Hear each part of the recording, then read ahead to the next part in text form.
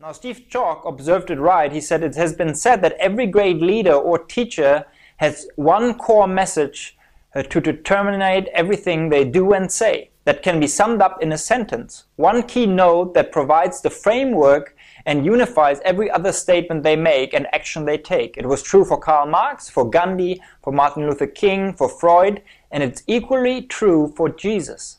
We can sum up his whole life, his whole message, in just one message, and that is not primarily that he came to save people from their sins, or that he came to show us the love of God or reconcile us with God and each other. Now, these are all needed and important messages, but they have to merge in the one core message that holds it all together, and that's the reason why Jesus came into the world, and that was to proclaim and live the kingdom of God. Now, as I'm saying this, I realize that we know that phrase. I mean, it's all over the Bible.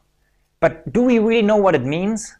You know, Luke gives us an example in the Gospel of Luke and in Acts. He says that was the purpose Jesus came to proclaim, was the kingdom of God, and he was supposed to do that in many cities. And then when Jesus sends out his disciples, what does he do? He says, proclaim the message of the kingdom of God. The good news of there is only one gospel. The gospel, which is translated as good news of the kingdom of God.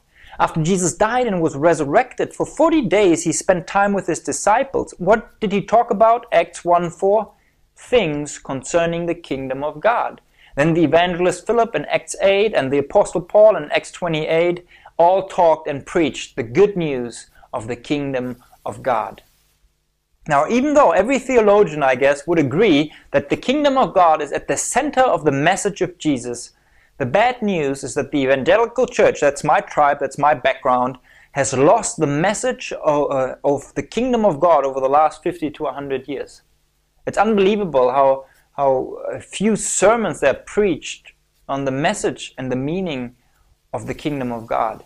Peter Wagner, who has been in the church growth movement, a prominent voice, had an honest moment where he said, I cannot help wonder out loud why I haven't heard more about it in the 30 years I've been a Christian.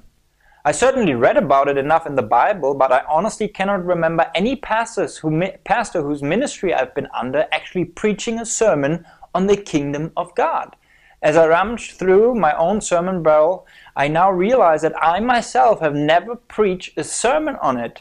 Where has the kingdom been?